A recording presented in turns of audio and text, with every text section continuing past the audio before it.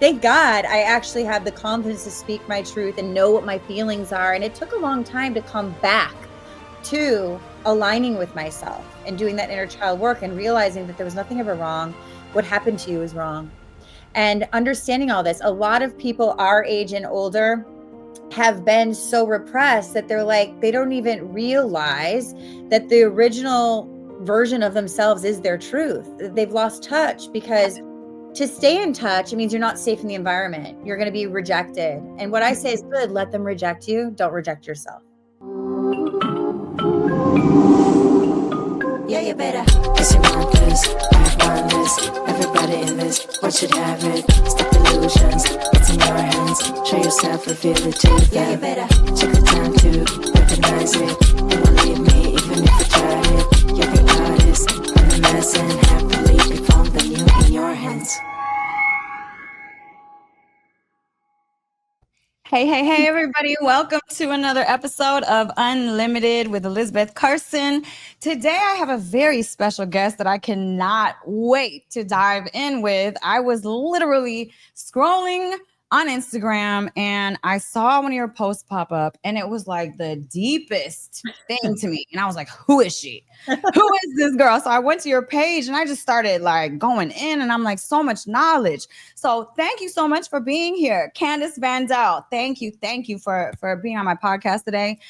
And your wisdom and the way the information that you share is just phenomenal. So thank you for the work that you're doing in the world. And yeah, just wow. I mean, how did you even get into this in the first place? First of all, I'm so glad you found me because the second that I think you commented on something or you wrote me a message and I was like, first of all, who is this stunning goddess? Then I go to your page and I'm like, wait a minute, she's dropping like truth bombs like never before. I need to know her. So I'm equally as excited to be here with you. How did I get into this? Holy cow. Let me do a Cliff Note version. I wanted to do this type of work since as young as I can remember. I remember when I always had like interesting insights and like I could see spirits and weird stuff. Okay, weird stuff. And then I remember when my parents got divorced, I was 11 and my dad started dating this woman that was a healer. And it was the first time in my life I was like, someone gets me. And she would tell me, yeah, I would have these like lucid dreams. And I would wake up and I would tell my dream and I knew what it meant. And she's like, let's get you an easel and start to paint your dreams, which is so nourishing, right? For a kid, especially, I did not come from that kind of a home. Yes. And so I started doing that and I started having visions of me being a spiritual teacher. I'm 11 and all these things. And what's interesting is I followed that path. I didn't find a degree that matched it in school. So I kind of went off on this other path of modeling and acting. And finally around my Saturn returns time, 28 to 30, I found my way back to this path. And it was like an immediate, this is your calling. And it happened right away. So it's amazing. I'm so blessed to be able to do this work. Yes. So you coach people and you do classes and courses. I mean, what is your whole realm of work that you do?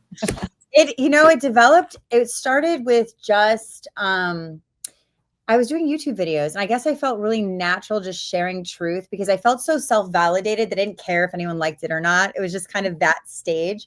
And so I started sharing YouTube videos. And from that, I started getting clients right away. And so I started doing one-on-one coaching over, I think it was called Skype at the time. This was like 13 years ago.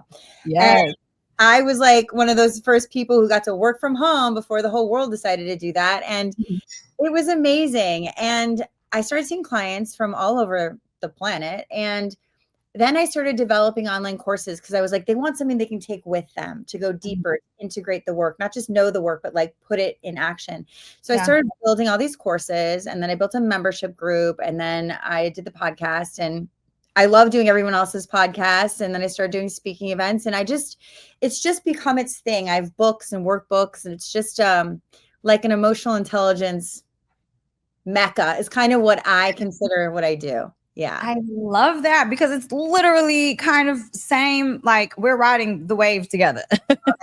Love it. Same thing. So Candace, when you were younger, like for me, the reason why I woke up and got into this work is because I suffered my whole life.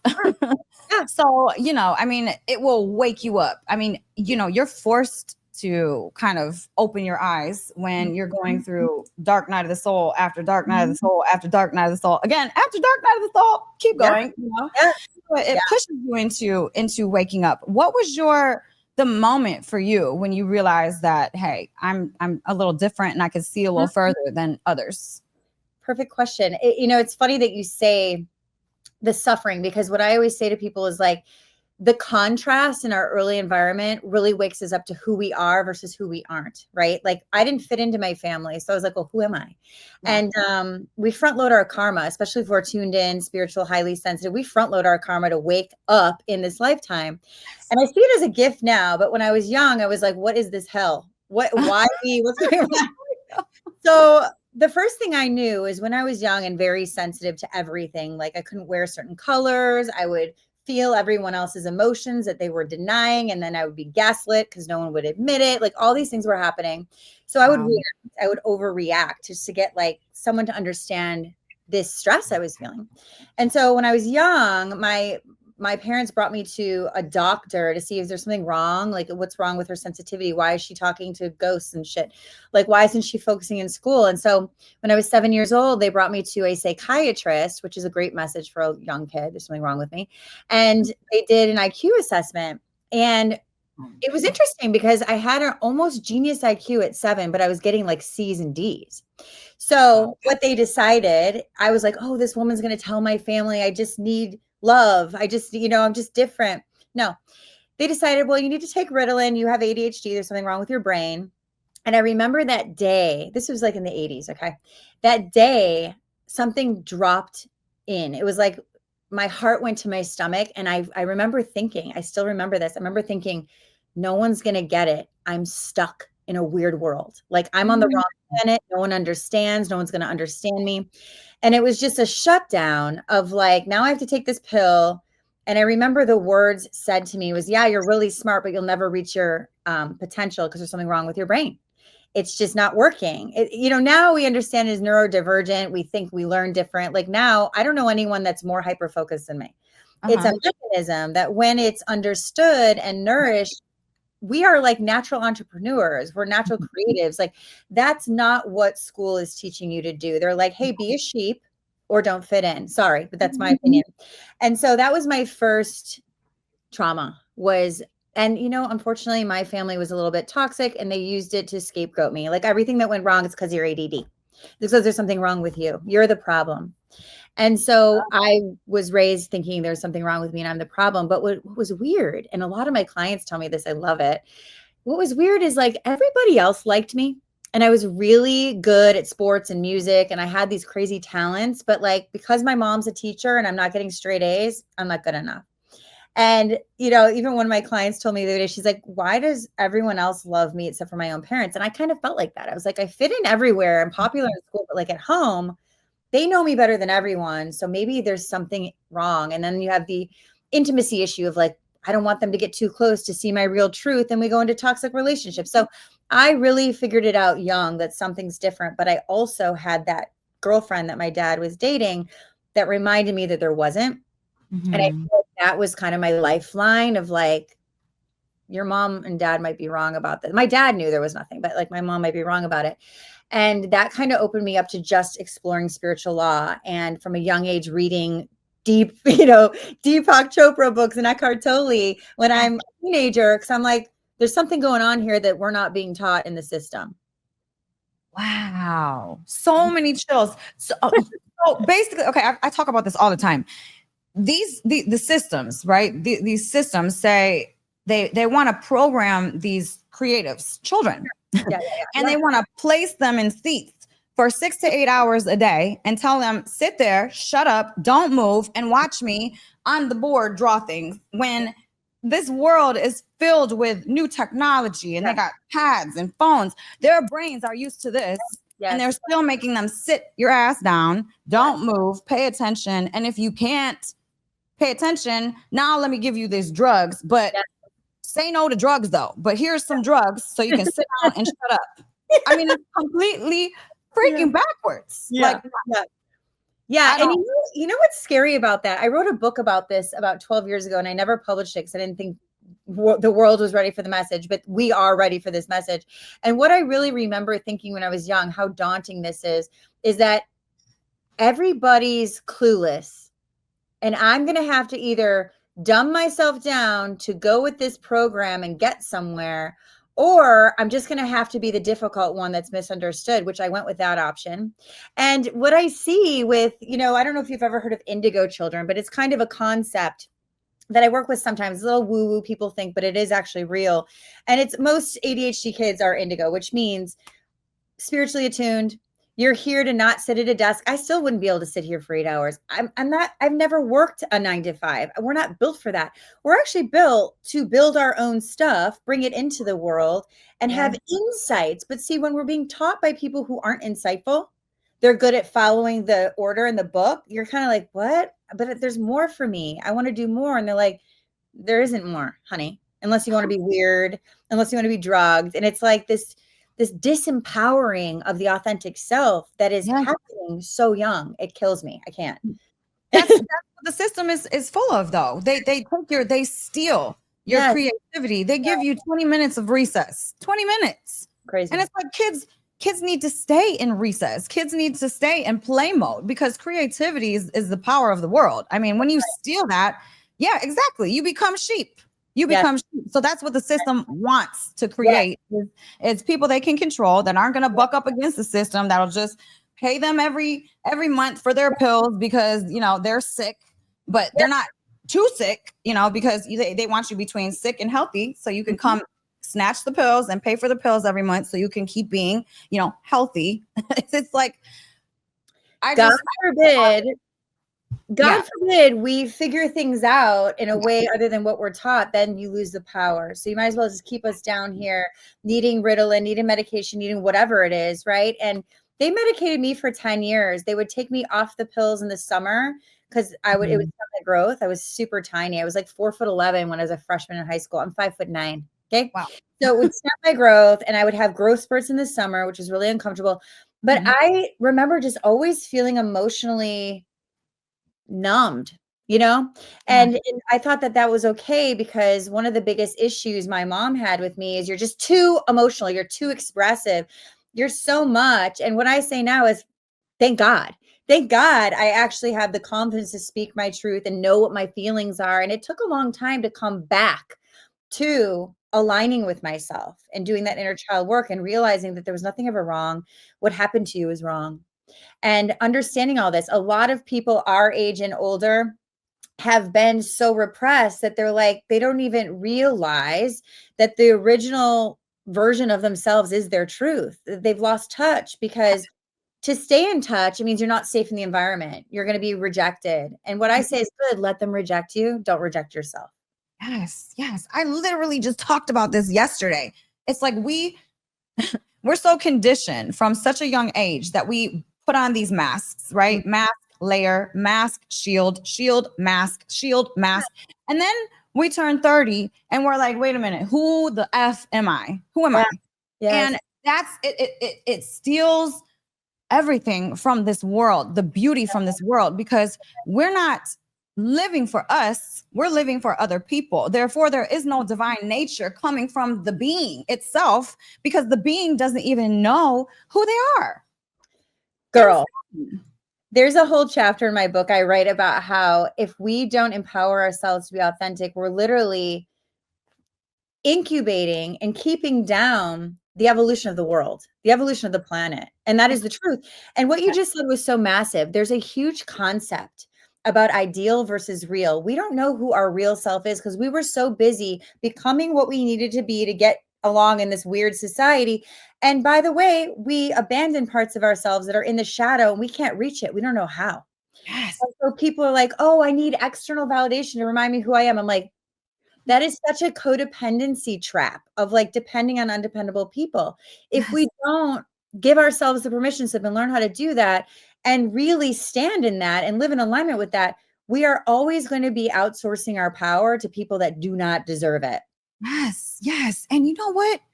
Women, Candace, women, because I feel like we're born into this dimension with. I feel like women rule the spiritual world and men rule the physical realm. You know, Yeah. and we're born with so much magic in us, so much magic and intuition and just magic like that. We can like build things. We can do everything that a man can do, but a man can't do everything that we can do. You know what I'm saying? But it's like we have been suppressed and just pouring our magic into others and pouring our magic into these relationships and these things, and then we lose who we are. And it's like, you know, I feel like this whole world is dominated by masculine energy, and it's not the healthy type of masculinity. It's very toxic on the planet right now. I mean, we're fucking wars. You know, what are we doing? Do you think if do you think a woman would want to go to war with somebody? Never. So no, we're not made for that. And you touch on something so freaking important is like, we're in the middle of a paradigm shift right now. We're going from a Piscean age, which is domination, control, all that, into the Aquarian age. And we have to be empowered to be able to bring that in with healed masculine energy, healed feminine energy, leading from the heart. But people are so afraid to do that because we were taught as kids, when we're being authentic, which is your heart, no, that's bad. It's not how it works. Well, let's empower that and see if we come together, if it will. I see so many women in my own eyesight right now who are empowering the shit out of themselves in the world, like you.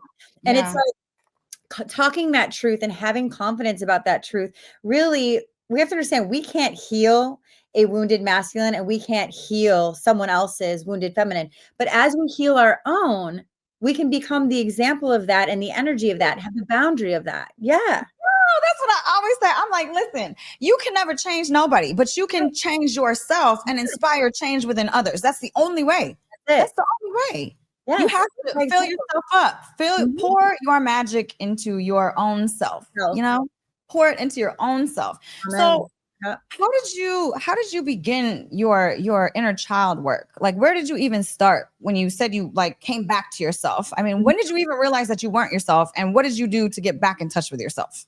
That's a great question. I want to just say, I think I was half in, half out for a lot of the time, like 1 foot in, 1 foot out of my truth versus my perfect self, my ideal self to get along with people in the world. And like I said, I had an out-of-body experience when I was 16, and that was magic for me because I saw life differently. I saw that everyone was the same. I saw that what I was here to do in the world. I saw that there was nothing wrong with me. I saw that society isn't God. It's made up of a bunch of wounded people that have free will. And really understanding that society isn't the power. There's something higher, but you have to be courageous enough to really go that other direction and dare to be weird and dare to be different. And I was like, yeah, I want to be different than this. So honestly, it was in my late 20s. I noticed this subconscious pattern I had that became very conscious. And that was, I would sabotage this shit out of relationships. I would be engaged and then I'd have to leave, or I'd be almost engaged. This happened multiple times in my late 20s. And I started to, but it was like this visceral somatic experience of like, they're bad. I got to go. They're not good enough. They're not the one. Like this would come up. And I started thinking, no, Candace, this is what you do every time. What is this?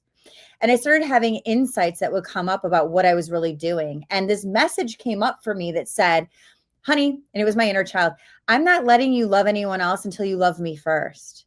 You need to choose me. And that's when I started really looking into the work. And I finally found the school that I was always meant to go to.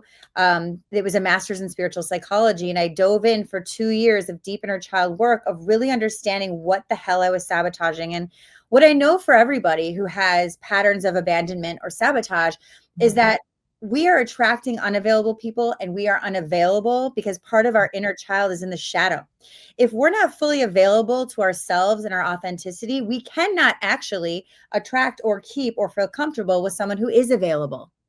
Right. And so I did this work, and it's funny, after the 2 years I got married, literally the week after graduation. So it worked.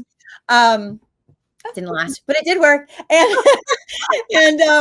And what was interesting is that's when I really started to do my purpose work. I wrote the book and I started doing the coaching because I really got in touch with that part of, there's something about me that is playing in this pattern. It wasn't all me because I was attracting people that were also unavailable, but it was in me. It was this fear of intimacy with myself, this uncertain identity, this worry about worth. And I realized then that the core wounds we all have are that, and they're the inner child wounds. And then I went into where it comes from, which is the societal ideal versus the spiritual law and truth. And I started then at 30 years old, I started doing the deep dive of really reclaiming what was true for me over what was safe or what should be. It's what could be. What do I feel? And she woke up.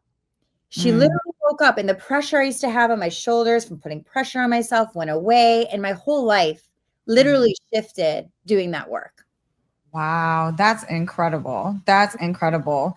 It's so crazy because it's so many different people. They come to the same conclusion from all different parts of the world, going to school, not going to school, just having life experiences. But, it's so interesting to me that people can literally come up with the same type of conclusions about everything because, I never went to school for this, but I realized that I have massive issues and massive inner child issues. My poor baby, Yeah.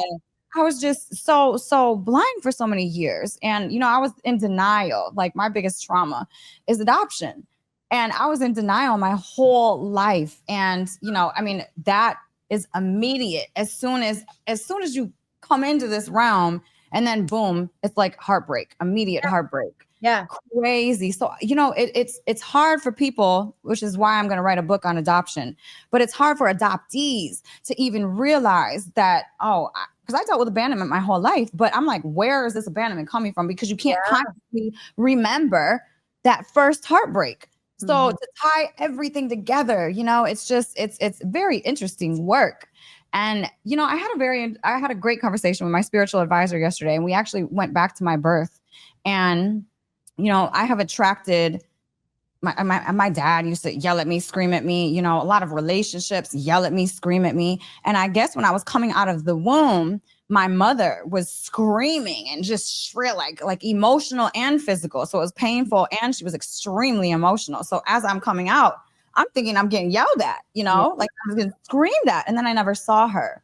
So boom, my energetic field attracting a bunch of people that were going to scream and yell at me. Oh, yeah, that makes sense.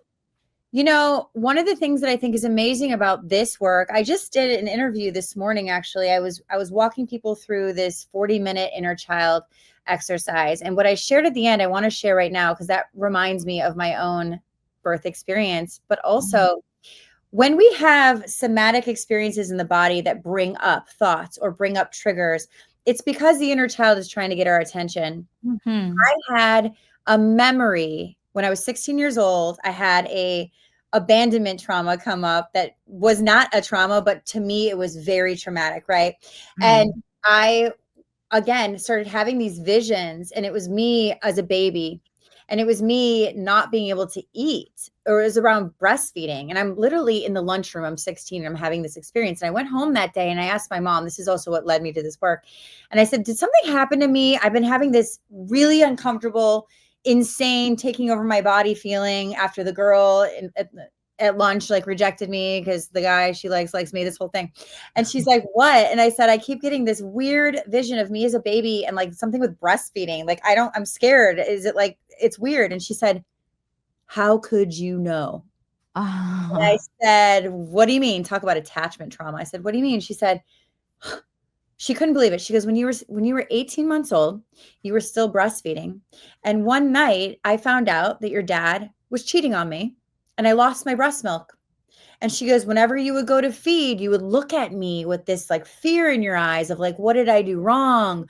What's going on? And I go, that's how I felt. When my friends were leaving me, I was like, what did I do wrong to deserve this? What did I create? She goes, I can't believe you're doing this right now. And I've always had that. So I will follow a visceral body trigger, and I will tell it to give me a voice. What's going on? I will see shit.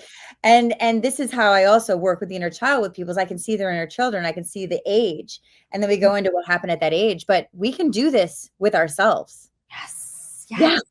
We freaking can. That's so, no, I swear to God, we're so similar because somatic memory. I mean, Yeah. I've had so much of it. I mean, I had to do craniosacral. I had somatic emotional release from doing craniosacral, but she put her hands on my womb and I shot back into my mother's womb while she was pregnant and felt everything. I was like, what the fuck is That's this? powerful. Yes. But see, our bodies are so intelligent. So I always tell my people, I'm like, ask the pain, Yes. wherever you feel it, put a face on it and ask it, hey, what do you need? What do you need right now? I mean, that was like step one. But you know what? So many of us are so disconnected from our bodies. So Mhm. how would you suggest people get back connected to themselves and their bodies? It's so scary for so many people, Yeah. especially who've lived through so much trauma. Yes, this is a great, it's everything I was explaining this morning. So this is meant to be right now. I think this is the timing that people need to hear this stuff. We don't feel safe in our bodies, like you said, and we look externally for safety. It will never be safe because it will only mirror the level of safety we hold within. So it will never come from there. And once we understand that concept, I like to do this exercise with people. I call it relaxing the body, but it's an I love you relax exercise. And we go through and we literally relax every part of the body, giving it a voice, giving it a name, looking at it, giving it acknowledgement, promising to be more consistent that way to build self-trust and aligning ourselves. So we really get into a safe place. Then what I like to do is get you in a safe place and invite your inner child in. Give it a voice, like you said. Ask it what it needs from you. Ask it how it feels about your life. Ask it what this trigger is about. Show me the experience. It needs to feel safe because what happens, a lot of people don't know this, is we don't have memories of a lot of traumatic events from our childhood. I'll ask clients, like, tell me about when you're 8. They're like, I have no memories, And because at the time of that memory, it was so scary that we have this cortisol built up in our brain to lock the memory because we can't deal with it. There's no one there. Yes. There's no one there. We're overwhelmed. We can't deal with it. So we lock the memory. And so as we start to teach our body how to relax and be safe inside and trust ourselves, I call it the melting of memories. The cortisol starts to melt away and the memories come forward because now you're a safe place to hear it. You're an adult now. You can deal with it. Instead of looking and parentifying all of our partners to be our mommy and daddy that really we need to be safe, they're not going to be until you are. Yeah. So it's really about inner work and teaching the body how to feel safe.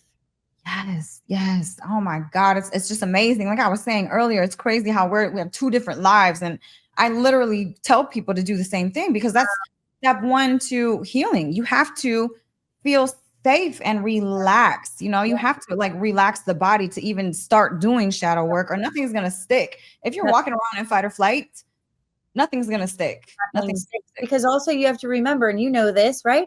The frequency that we are, the embodiment, the frequency we are is what we attract, is the insight we can get. If we are in a fight or flight state, you're getting jack shit done. Nothing is happening. You're in survival. So when you can get into that frequency of, and I always say, it's not about I'm okay when everything's okay. It's I'm okay when shit's crazy. That's how we start to master the energy field. And this is what makes us feel like this girl's got me. She's safe. Like I can bring anything to her. But it's teaching ourselves how to master our own energy, regardless of circumstance, conditions, life events, all of it.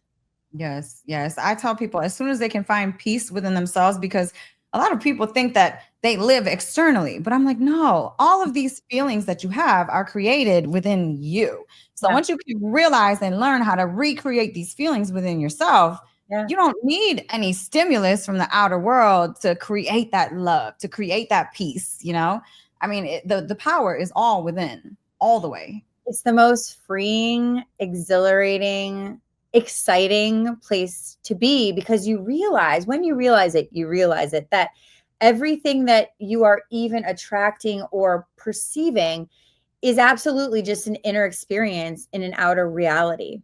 Yes. And we are like, no, look, there's evidence of this. I'm like, you decided to take that evidence as evidence. It's not. It's just someone being a jerk. It has nothing to do with you, right? We make everything so personalized because we want to attach ourselves to an identity or connection. That's attachment. There's a difference between attachment and connection. Connection is this never leaves. But if that happens and you leave yourself, you have an attachment you have to look at. This isn't happening to you. It's showing what you're doing to yourself. Yes.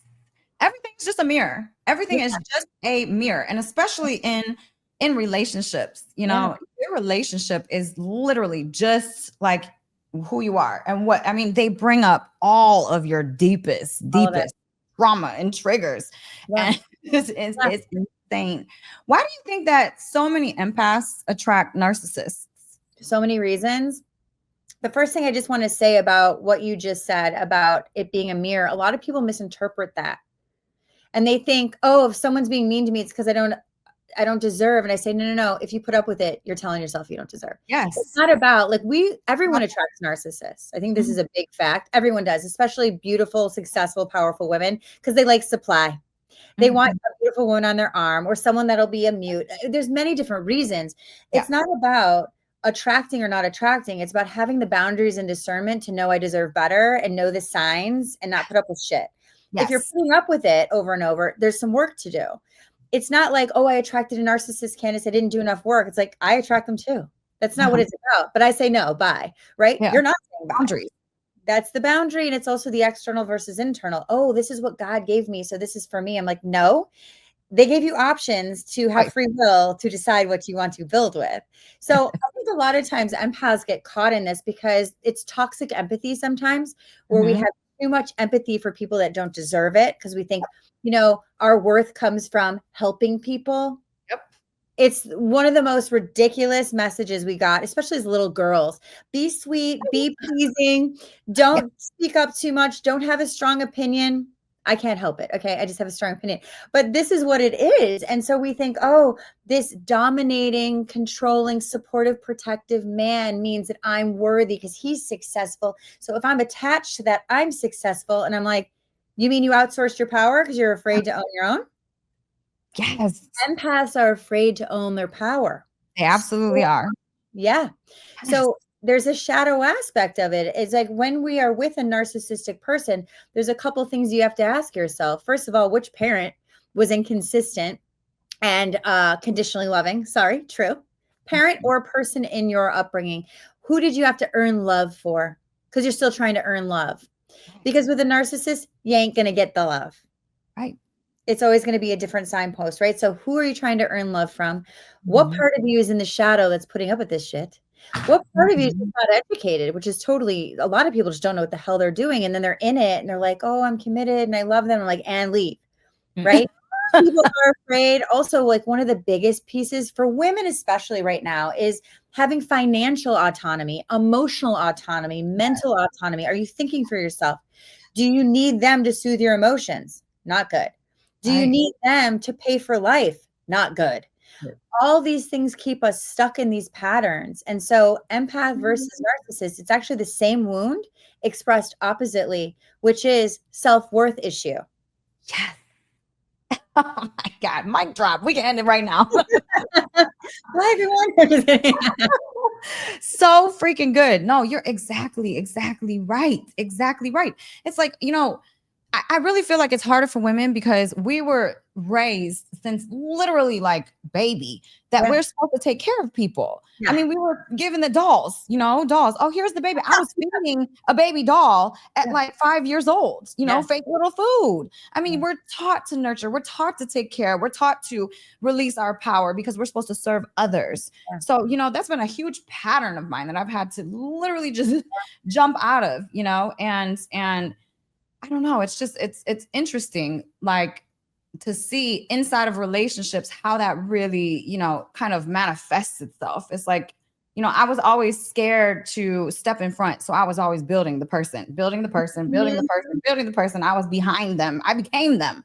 And then poured all my magic. And it's so many of us release our power because we don't even know that we're doing it because of our conditioning. And also it is a societal thing. Like women in power has not been a thing until recently, right? It was just like, that's not your role. Don't even think about it. And what you're saying is so freaking common. I remember that too in my 20s being like, oh, my job is to make him the best version. It's like, but then what? Right. And we don't realize like we're not tapping in to our purpose. Our purpose is not here just to be here for you. The thing with the baby dolls is no parent says, here's your baby doll. Make sure you eat first. I No, know. they're like, just feed your baby doll. Your baby's crying. Go drop everything. And you're like, oh yeah, that's Mhm. my mission. That's my, and I'm Yes. sitting here like, no, I can't feed my baby unless I'm happy and taken care of. And it's like, Yes. it's this whole codependency and loss of self and selflessness. Oh, selfless is the nice thing to do. I think selflessness is ridiculous. I think self-honoring, so you can actually hold space for others, is actually being selfless in the right way. You know, Yes. I had a spiritual teacher tell me many years ago, I said to him, I said, this work makes me so excited. It's like mutually enlightening when I'm helping a client heal. And he's like, well, Candace, the highest form of service is serving the self while you serve other. Uh-huh. I was like, Uh-huh. why doesn't it say that in school? Ooh. I'm I like, boom, truth. Yes, yes, yes. I always tell people, you got to come first. You Yeah. have to come first because if you're pouring from an empty cup, you're not pouring anything. You're of You're no not going use. to be pouring for long because you're going to be dry, you're gonna be, a drought soon. And no Yes. one realizes that we feel so selfish. Self-love is selfish. I'm like, what are you talking about? I mean, it's just so Mhm. backwards. It It is really, backwards. It is backwards. I tell people, I just went through a dark night of the soul, like a whole stripping. It was crazy. But you know what? It's one of the most enlightening and amazing and biggest gifts that I've ever gotten in my life because it forced me. It Mhm. forced me to step in front. It's like, oh wait, You no. back into yourself. Yes. Yes, Yes. always. And that's what every toxic relationship or wrong business or wherever we are, all these negative things. And this is why I say with empaths, because we talked about it earlier, empaths will always get the same lesson. And that Mhm. is the thing they think they're doing to get something won't work. And they always have to go back to the self to Mhm. rise up in the self and actually be the shiny one and actually not be afraid of your shine and your light. Because empaths have such a heal, everyone does, but empaths specifically are healers or speakers or coaches or whatever. They Mhm. have this light that they just outsource. And it's really like, oh, that person's not going to love me the way that I got to do it to myself. I got to give the permission slip back to me. And it's Mhm. very uncomfortable for people to think that, oh, it's okay to just do this. Is this wrong that I have my own business, that I have my own podcast? And I'm like, that's what you're supposed to do. You're here to Yes. do that. You're here to express who you are divinely. That's Not them, yeah, you. And everybody, right. everybody is born with magic. Every single person has a divine mission That's on right. it. And it's not to become a sheep and follow orders from others at all. It's not to be somebody's helper. Okay. It's really not your mission. No, no, no, not at all. Not at all, Candace. I want to touch on something that we were talking about before we got on here, and we both just went through it, I think. And you went through a divorce, I went through a divorce, and I feel like this is I'm so blessed and grateful to have gone through this because I have I have grown like Oh mountains yeah. through this. I mean, literally I'm literally electric. Like I feel like electricity. I'm literally Like electricity now because of the electricity. power. It's just like, yo, I had to step into my power. And I'm like, whoa, this feels good. Yeah. Yeah. Right. When I went through my divorce, the thoughts, I don't know if you had these thoughts. I had these thoughts of like, I might be homeless. I might die. This is so much stress. It's like Mhm. all of your survival fears are up at the same time. You're worried about finances. You're worried about your emotions. You're worried, will you lose your business? Like all these things were happening. Yeah. Friends, what's going on? And Yeah. what I don't know what happened to me during the end of my divorce, but she like freaking stood up and was like, this is going my way. And all of a sudden, I had this voice that came out that was like, I am capable as shit. I had no idea I was that capable to handle all of that and run a business and maintain friendships and stay as healthy as I could try to be. I mean, I lost weight, but this is what you learn is you are good. You're going Yes. to be okay. You can make it through this fire. It's amazing. Yes. Oh my God. The empowerment. I mean, Mhm. literally, yes, all of the fears, all of the thoughts, all of the things. It was like one moment things were one way. And literally within it was like boom, Yeah. now everything is done and you lost everything. Yeah. Friends, Yeah. employees, house, car, Yeah. money. Now you're on the street. Like, bye. Figure it out. I was like, oh my God. Yeah. Wait And a then the next email comes in. Well, now this is going to happen. You're like, what? I thought it was going to be this. You're just No. always The emails. No, this is the worst part. I'm sorry. I gotta tell everybody about this. This is the worst part of the divorce is those emails. And Those it's like emails. every time your phone, it's like, ugh. Yeah. It felt like this is what it felt like for me. It felt like I was getting punched all day long. Mhm. And for me, because I'm a fireball, you know, but so I had to literally tie my hands behind my back and just take it and just take it. Oh, I know. Because I was not going to ruin my future Mhm. acting retarded because I'm triggered. You know what I'm saying? I have a whole business to build. No, it's not going to be me. Yeah. No, Yeah. I'm telling you, the emails, it would be morning dread. I would be so afraid to go to bed because I knew I had to wake up and look at the emails. And I was like, what's my attorney going to say today? What's being taken away? What's threatened? And then it's like, okay, I'm not going to hear from them for a week because they're dealing with this. And then you get the email and they're like, never mind, things have changed. And I'm like, I'm going to die. I'm gonna make it. No, and it's so crazy because it's like, what is happening to your physical body? I mean, you know, I would try to move out of stress, get to calm, and then the email would come, and then cortisol, adrenaline, pow, now you're in fight or flight. Feel that. It's like burn. I'm like, oh, yes. And I tried everything. I'll be honest with you guys. I mean, I lost like 10 pounds immediately. And everyone's like, are you anorexic? You're like, I eat everything. My body won't keep it on. I was so stressed. So I lost weight. I had the most longest, thickest hair. I lost like 60% of my hair. Literally, it would start cutting off. Like it would just break off. Oh, yeah. Yeah. That's what happens. That's oh my what happens. God. And I was like, stress, you know? It was such a constant flood of stress. You know, at one point I was like, I don't care what it takes. We're done with this because I'm not going to make it. And so, you know, I did my thing and I was like, we're settling. This is the way it's going to go. And I'm so glad I did that because it was during COVID for me. And they're like, oh, court will be in 11 more months. I'm like, nope, that's not happening. I won't be around in 11 more months. So this needs to go this way. And my heart goes out to anyone going through divorce, even if you have a great spouse who's really nice and all the things, doesn't matter. You're still shifting a reality. You're saying goodbye to what was, goodbye to a future dream that no longer exists. For everyone, it's an insane experience that we need to really honor and really give ourselves credit for making it, because there are times we don't think we will. Oh, listen, I lost 15 pounds. My son was looking at, because I forgot to eat. When I was going through it for the first week, I forgot because I was so stressed and it was insane. And my son was like, Mom, are you sick? Yeah. Like, I think you got to eat. I was like, and I looked by myself in the mirror. I was like, oh my God. You don't realize it. No, no, you don't. Like, oh, are you sick? I'm like, I'm going through divorce. And as soon as I would say that, people were like, oh, I see now. Yes. You know, and what really kept me going through this whole process is honestly the most simple things. I mean, I talk about very complex biohacks, you know, modalities and different things you can do. But what got me through this whole process literally is the sun, the earth, and walking and dancing. That is literally what got me through this, because every time the email would come in, I would run outside. I would run outside, put my bare feet on the ground, put my bare hands on the ground, sit there in the sun and just be like, you know, just breathe.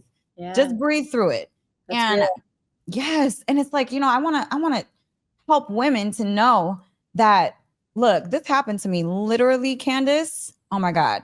3 months ago in one day. Literally. Wow. Queen, how are you even good? Everything just was like, boosh, and I lost everything in my life. I lost it. And 3 months and one day, I'm sitting here. I launched my new business. I filmed a heartbreak course. I have a new podcast. I'm attracting amazing things in my life because I kept my hands tied behind my back. That's right. When I was getting punched. That's because I didn't let myself stay down. You know what I'm saying? I didn't let myself stay down. And so many of us get wrapped into the sorrow and then we lose ourselves and then we sink into it and stay there for years. And that is just not healthy. And so, I mean, that's why I want to inspire people that you can still go through massive, massive traumas and life stressors and still be, you know, smiling and doing good out here. You can. It's possible. It is possible. I love that. A good way to reframe it, because this is what I did exactly what you did. 1 week after my divorce was final, I launched 2 courses because I was like, oh, I got to get back on my feet. And what I see it as now, I'm a few years out of it, is it's an initiation of Mm. you really taking the reins and saying, I'm going to build whatever the hell I want, as big as I want, however I want, and nobody can stop me. And No, one can stop. right? And it's like when other people are beating you down, it's almost like you rise up, right? But when it's nobody else is, you kind of like stay down here a little bit. So it's almost like this initiation into your fullness. What do you Yes. want life to be now? It didn't work out that way. Time to brush off and realize that and accept it and mourn it. And Yes. now let's blow it up. Like, let's do everything. Yeah. Absolutely. Absolutely. I told people yesterday, I don't stay in the memories, I don't stay in the drama of the thoughts. I don't go there. I don't let myself go Good. there because I'm not serving anybody Yeah. by visiting memories that are going to put cortisol and adrenaline in my body. No, That's I'm right. focused on the present moment and the future that I know is coming for me. So, yes. Absolutely. Absolutely. And Yes. as women too, I don't know if you've talked to people about this, but I've seen that most women are kind of already mourning it while it's ending. And so like afterward, like men do it much later usually, but afterwards, when the freaking ink was dried, I don't think I've even thought about this person. Like I Mhm. really gave myself that boundary of like, this is over. We're not going to waste time. This is what happened. And I think when things get stressful enough and like gnarly to a point, you want it done. And you're like, this is what it became. This is no longer what I want anyway. And now I have this new life waiting for me. And I think a lot of women find it hard to find that point in the sand of like, can I let it go now and move on? Yes. The point in the sand is the ink is dry. And Mhm. you don't need to sit there and feel bad about not mourning it. Don't. Go have No. fun. Go No, roll. exactly. Exactly. I mean, Mhm. what we do not do anybody any good by sitting here stressed out and watching the news and getting stressed out about what's going on with wars and going over here and being stressed out.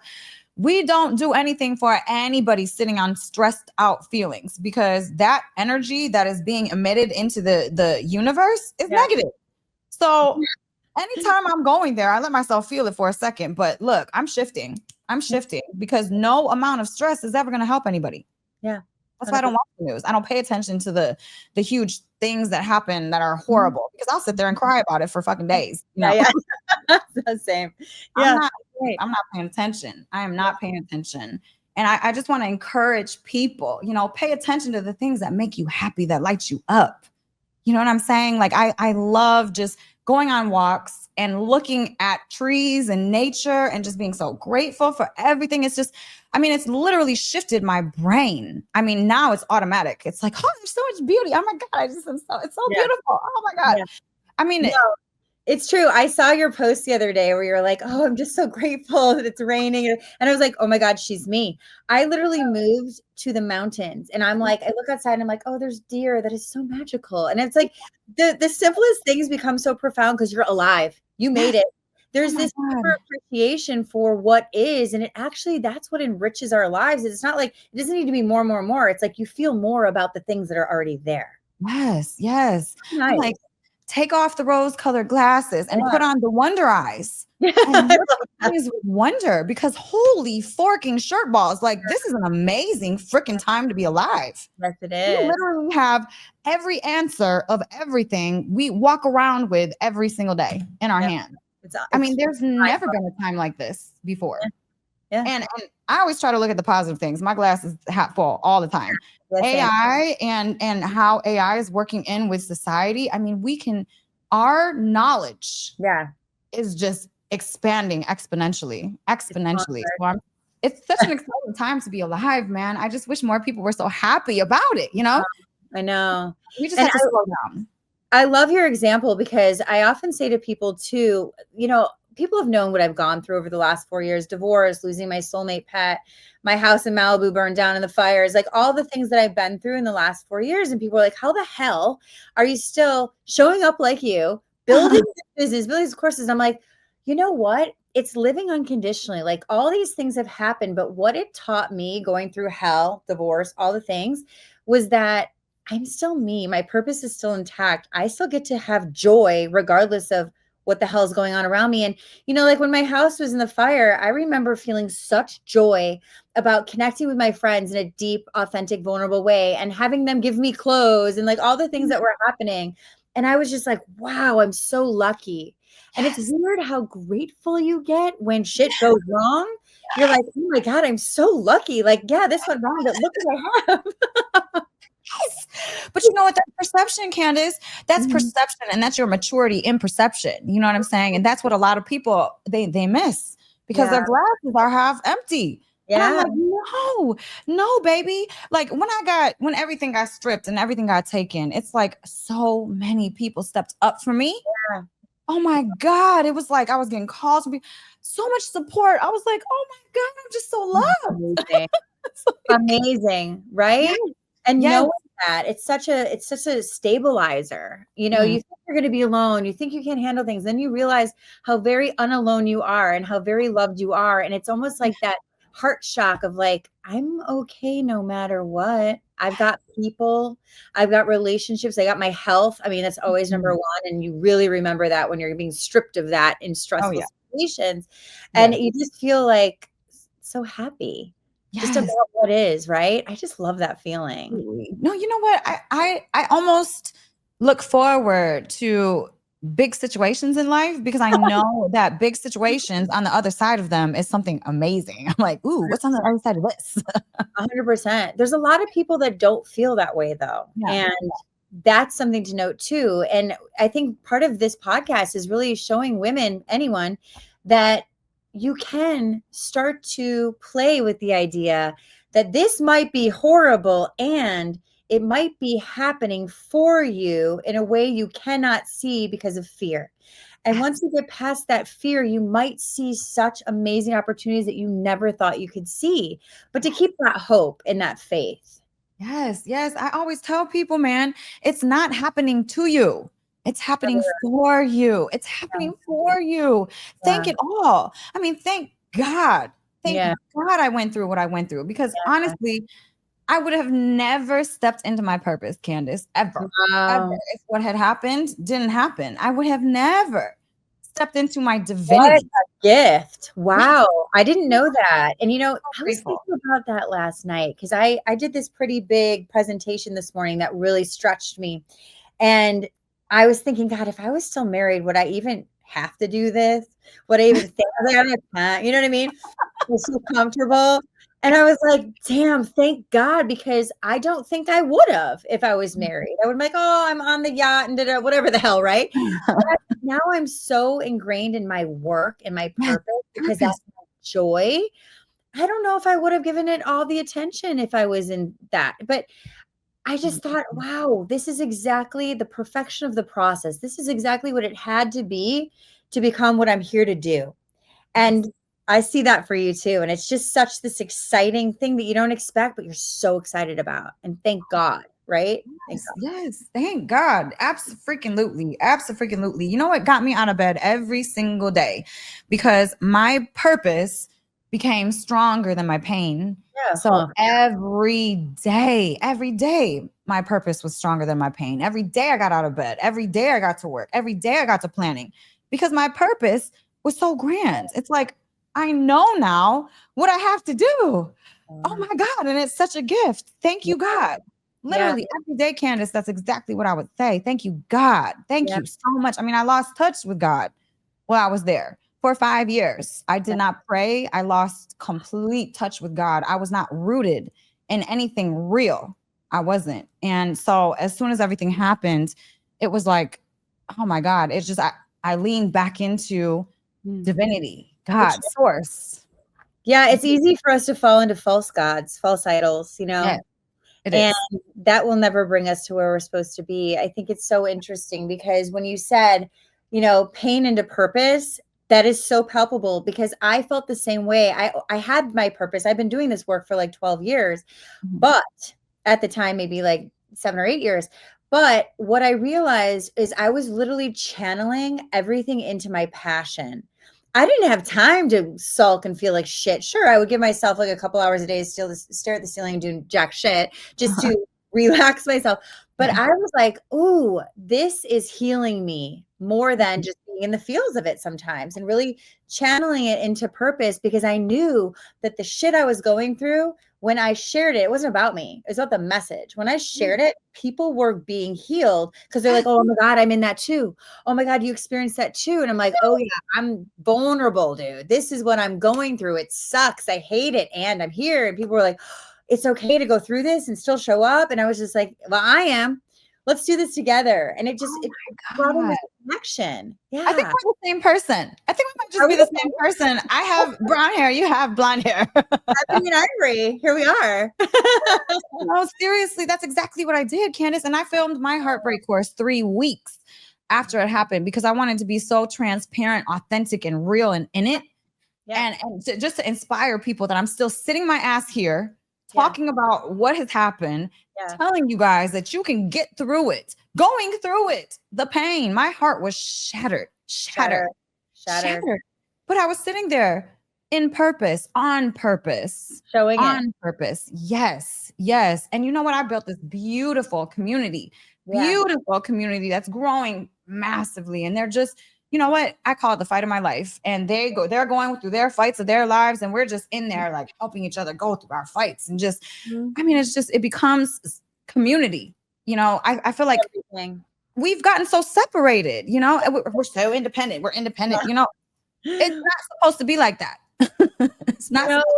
You know what you just said that was so amazing. So many people are like, especially if you're a teacher or a coach or whatever, you're like, I have to show up this way. You know what I did? Just what you did is I'm like, I'm showing up like this. I might cry. I might look crazy in my reels. Like you see my reels. I don't know what I'm wearing. I'm like, let's just do this. Right. And I feel like what it did, a lot of my clients told me during that time and after, I feel closer to you because you're so real. And that's when I felt this permission slip open to just share it as it is, how I feel it. It makes you so grounded in yourself because you don't have to show up any certain freaking way. If I show up in my pajamas to my membership, they're like, oh my God, can we do that too? I'm like, yeah. Want some coffee and whatever. I feel like we are so polished. And that puts so much weird pressure on people to be polished. And it's the whole thing. We can get into a whole other conversation another day, but it's the whole thing of like, what's presentable, what's good enough. I don't give a shit. This is how I feel showing up today. And owning that is such an inner confidence that gives other people permission slip to own their shit. Just show up. Right? Yes, I love that so much. I love that so much because literally I don't have an in between. I'm either in like gym clothes or I look like this. Like I have no in between. There's nothing. There's nothing. I live on the in between. I got like pajamas on down here and something kind of cute. No makeup really. It's just like whatever. Look, I'm not even look. I still got I'm not even kidding. Crazy as hell, you know. I love it so much. Candace, okay, give me like 5 of your top gems, of your top like things that you've just, you know, throughout your life that have just empowered you. 5 things I've done or just any gems, any information, any advice. Let me think. I'll give some advice because I have some sayings that come out a lot. And I feel like if we live by these, we're golden. How we do one thing, we do all things. So really think about, how am I feeling in my relationship? That's what you're doing in your business. That's what you're doing with yourself. So how we do one thing, we do all things. How we relate to the issue is the issue. It's the relation to it. You know, it's becoming more neutral, and then it's not going to bother you. How you relate to the issue is the issue. How you relate to yourself in the issue is the biggest issue. What else? I say all this shit all day long and I can't remember. We will do to our inner child what was done to us as a child. We treat our inner child as a child. That's huge. And, you know, I think what I would say the best thing I ever did in my life is when there was evidence in the world that my dreams weren't going to happen, I believed in them anyway. I fought to learn how to really believe in myself, regardless of opinions, regardless of rejection, regardless of support or no support. I went to God for support, and I've done that since I was young. And people always say, like, coming from where you came from, it was a pretty, I would say, dysfunctional childhood. How the hell did you come into your purpose? And I said, I just kept asking for guidance, and I kept believing, even if it looked like I shouldn't. And I think that's the key. Yeah. It is. It is because you manifest what you believe, not what you want. Oh, You yeah. manifest what you think you are and what you think you You're deserve is what you manifesting. manifest. Absolutely. People get it wrong, man. People get it wrong. They're like, how come these bad people have all these great lives? Because they believe that they should have it. Yes. Yes. That's Yes. what the universe is. No, that's it. I have so many clients that do business mentorship with me, and they're like, well, Candace, I'm putting all this out and nothing's coming. I go, look at the energy. Nothing's coming. I go, I don't do that. I put it out and I know I can't wait for everyone who needs it to receive it. And I'm so excited for you to show me how good it can get. I Yeah. sit in the energy of gratitude when nothing's happening. But Yes. a lot of people are just like, oh my God. I'm like, wrong energy. You are going to retract it. You're not Yes. attracting it. I'm attracting it in because I'm already excited for what you're going to show me. Exactly. Because it's already done.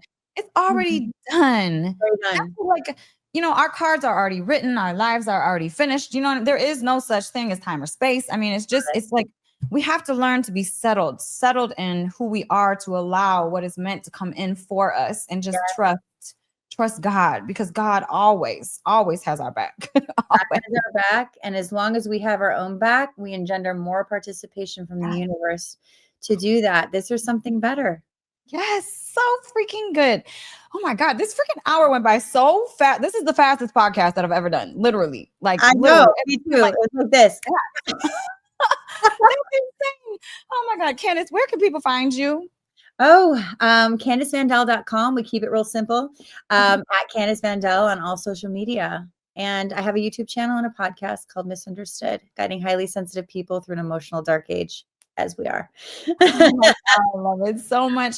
Candace, thank you so much for coming on my podcast. Oh my God, I just feel like we're the same person. I mean, we gotta like meet up and be friends. I know. This has been so cool. Like, the more integrated you become, the more people that are such a perfect match you meet. It's just this is evidence, everyone. This is evidence. But I'm so happy to meet you and spend time with you. This was so fun. I could do it for 10 more hours. So thank you so much. It was awesome.